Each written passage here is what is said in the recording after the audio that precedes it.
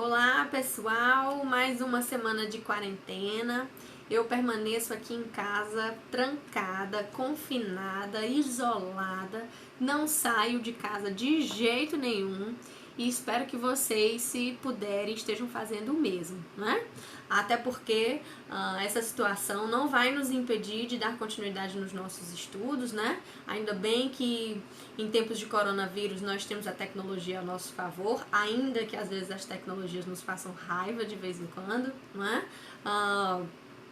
E aí, portanto, nós vamos continuar utilizando esse instrumento aqui, essa ferramenta, para que possamos nos aproximar um pouco e transmitir as informações que precisam ser transmitidas, né? Nos vídeos anteriores, a gente terminou falando sobre a evolução normativa da introdução dos meios autocompositivos nas legislações processuais, né?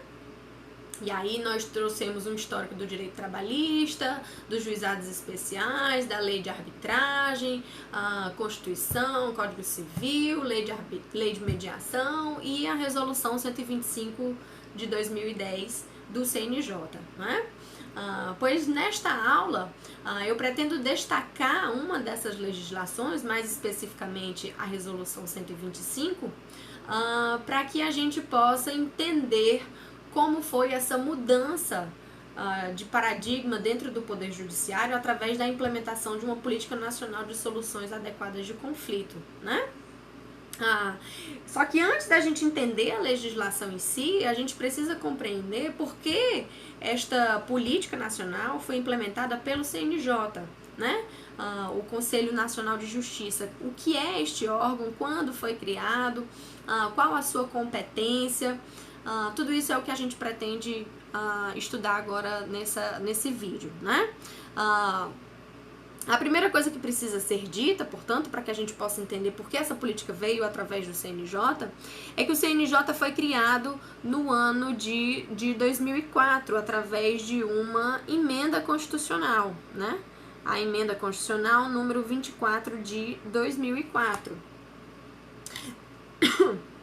Recordem-se que a política nacional é de 2010 e a criação do seu órgão é 6 anos anteriores, em 2004, né?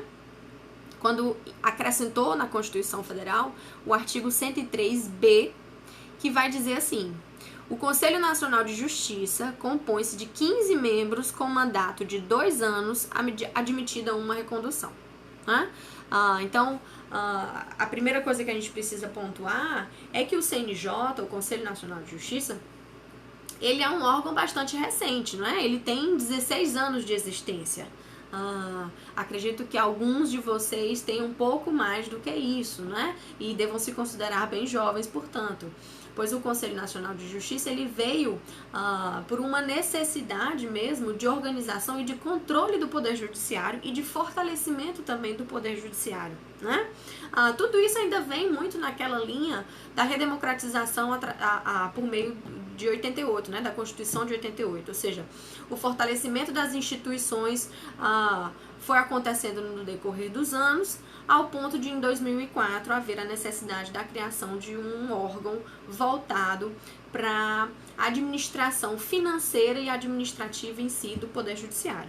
E aí, portanto, nós temos o CNJ implementado, né?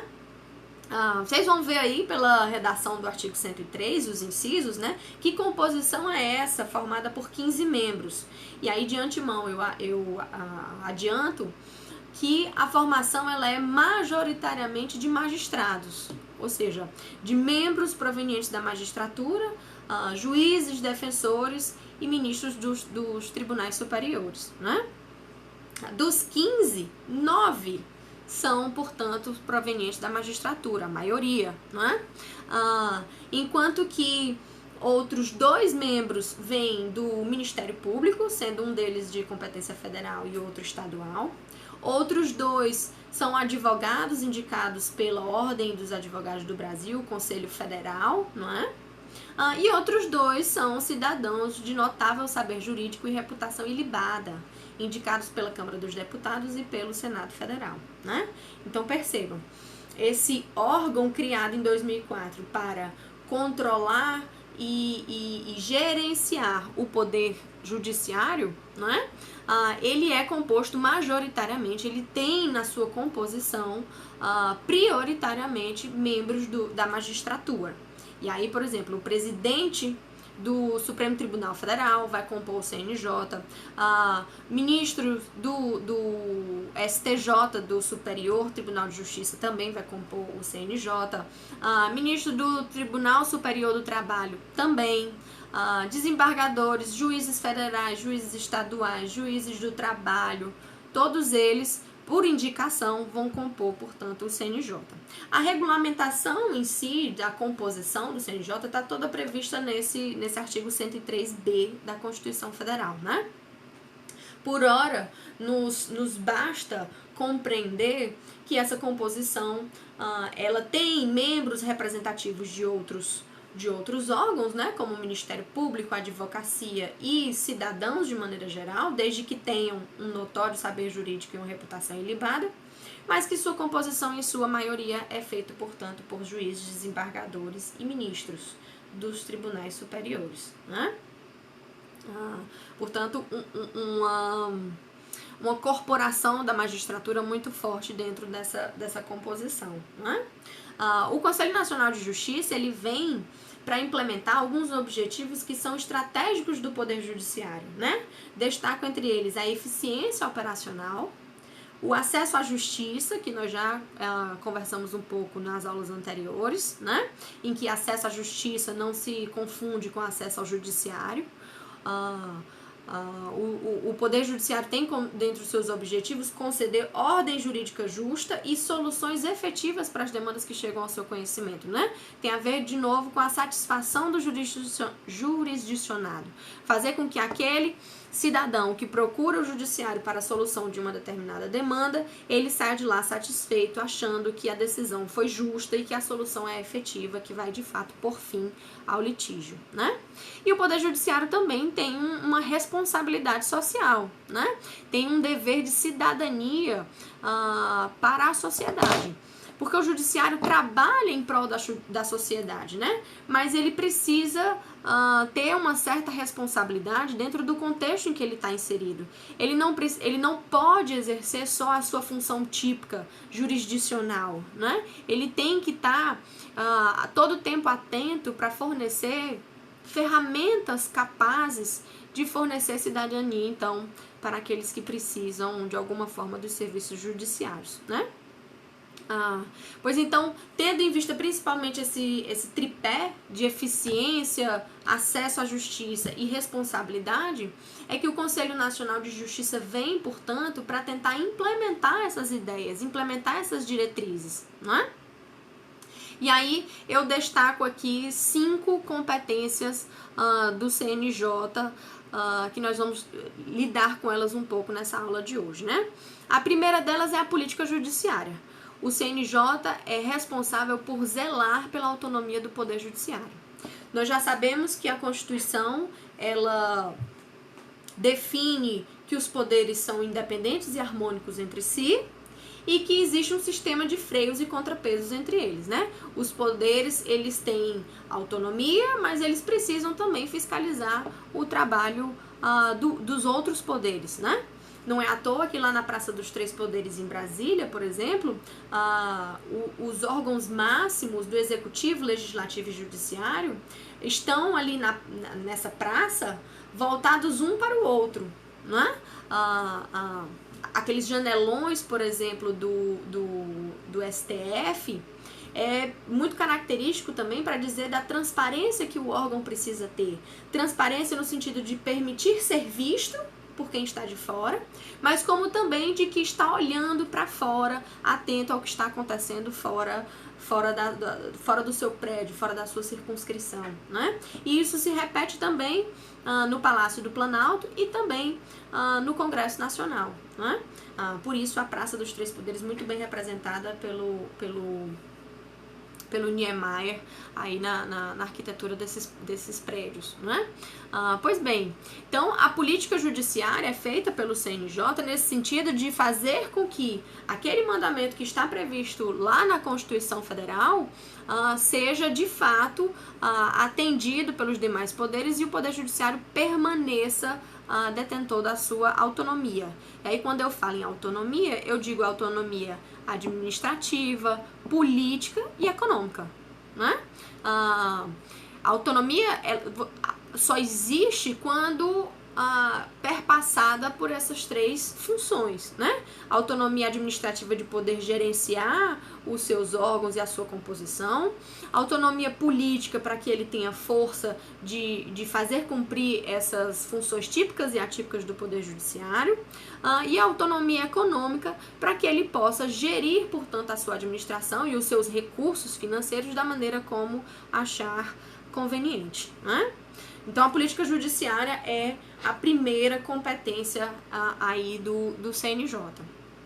Em seguida, nós temos a competência da gestão judiciária, ou seja, de controlar a atuação administrativa e financeira do Poder Judiciário. Ele vai, numa política externa, zelar por sua autonomia, e numa política interna ele vai ser responsável aí pelo controle, pela transparência administrativa e processual, né? De bem gerenciar a sua composição e os seus membros e os seus órgãos, né? Em seguida, nós temos também como competência a governança judiciária, né? Que dentro dessa gestão é traçar para o Poder Judiciário um planejamento estratégico, as suas metas e os seus programas de avaliação institucional. Ou seja, o Poder Judiciário precisa gerenciar os seus recursos de forma a traçar um planejamento do que ele se pretende a curto, médio e longo prazo, né? E aí eu já adianto que a resolução 125 de 2010, ela faz parte desse planejamento estratégico, né? O CNJ identificou que havia a necessidade do Poder Judiciário se reinventar, não ser só aquele poder jurisdicional capaz de sentenciar processos. O Poder Judiciário precisava ganhar uma outra cara, uma outra face, uma outra conotação perante a sociedade. E aí, portanto, se traça esse planejamento estratégico e se passa a dizer, olha, agora a meta é aumentar o número de sentenças, agora a meta é contratar mais pessoal para trabalhar, aumentar o número de membros da magistratura, ou da Defensoria Pública, ou do Ministério Público, a meta é virtualizar todos os processos, o planejamento que nós pretendemos fazer é voltado para que tipo de gestão do Poder Judiciário, né? É preciso haver um planejamento até para que haja uma boa gestão dos recursos econômicos, né? Você precisa saber onde está, qual é o contexto em que está inserido e saber que caminho pretende trilhar para se alcançar um determinado resultado. E aí, portanto, o CNJ é o órgão responsável por traçar esse planejamento. É como se fosse a vela de um barco, a vela principal de um barco, dizer para onde vai ser levado esse barco, para que caminhos esse barco vai trilhar para se alcançar determinado objetivo, né? E aí, dentro das metas, vai se dizer, olha, o índice de litigiosidade se pretende que seja reduzido em quantos %, o orçamento vai ser destinado tantos % para a folha de pagamento e tantos % para equipamentos novos, ou para tecnologia e inovação. Nós vamos utilizar agora a inteligência artificial para proferir sentenças ou proferir decisões ou fazer um andamento processual, pois quanto de recursos nós vamos precisar despender dentro do orçamento para se alcançar esse objetivo, não é? E também o CNJ precisa criar os programas de avaliação institucional, né? Porque de nada adianta ele fazer todo esse trajeto de planejamento, criar as metas, mas não se avaliar e não ser avaliado pelos outros também. Eu digo, se uma das metas, por exemplo, é maior acessibilidade à justiça, pois eu preciso escutar esse jurisdicionado para que ele me informe se de fato esse resultado está sendo alcançado. Se a estratégia que se pretende utilizar é reduzir o tempo dos processos, pois eu preciso fazer um quantitativo, uma estatística para saber se de fato os processos que duravam X anos agora estão durando menos ou durando mais, quantos de recursos precisaram ser despendidos para que essa redução acontecesse, essa redução ela vale a pena, ela não vale a pena, o número de recursos gastos supre a necessidade ou precisamos investir mais, aonde pretendemos chegar, não é? Tudo isso tem a ver com uma autoanálise e uma avaliação também de terceiros, de pessoas que se utilizam ou de terceiros que compõem o poder judiciário, né? Então a governança, percebam que uma coisa está estruturada na outra, né? Para que eu possa ter governança, eu preciso ter gestão, e para que eu tenha gestão eu preciso ter política, né? Ou seja, eu preciso ter autônomo administrativa, econômica e institucionalmente para que eu possa gerenciar os meus recursos humanos e financeiros, para que então eu possa traçar o meu planejamento estratégico, para que eu possa ter mecanismos de boa governança, né? Sendo até redundante aí na expressão. Pois bem, então a quarta competência do CNJ que eu gostaria de destacar com vocês é quanto à moralidade judiciária, né? Que também era uma demanda muito presente na criação do CNJ, porque nós inclusive vimos isso na aula anterior, né? De que existe um senso comum de que o judiciário ainda é o poder com maior credibilidade dentre os três poderes, né? Pois é preciso que se mantenha essa, pelo menos, percepção de credibilidade e de moralidade administrativa, inclusive fazendo cumprir os princípios gerais da administração pública, né? Aquela siglazinha lá, LIMP: legalidade, impessoalidade, moralidade, publicidade e eficiência, né? LIMP são as primeiras letras de cada uma desses princípios, né? Os princípios da administração a administração precisa ser pautada pela legalidade, a administração pública ela precisa ser impessoal, ela deve agir enquanto administração pública e não enquanto agente público, né? E também precisa se dirigir ao público em que atende a sociedade de maneira impessoal. E essa administração pública ela precisa ser moral, ela precisa estar de acordo com os códigos éticos, por exemplo, ou de acordo com a moralidade. E aí existe uma diferençazinha entre ética e moralidade. Mas a moral em si precisa ser respeitada. Então o CNJ vai ser responsável também por regulamentar, fiscalizar, processar e julgar processos disciplinares contra membros ou órgãos do Poder Judiciário, né? E por fim, eu destaco também a eficiência judiciária, que eficiência também é um dos princípios da administração pública, né? Eu estava dizendo cada um deles: legalidade, impessoalidade e moralidade. P de publicidade, né? Os atos da administração pública eles precisam ser públicos, precisam ser transparentes, porque precisa haver um controle social desses atos administrativos. E a administração pública precisa ser eficiente, ela precisa cumprir o seu papel e dar resultados àquilo que se propõe, né?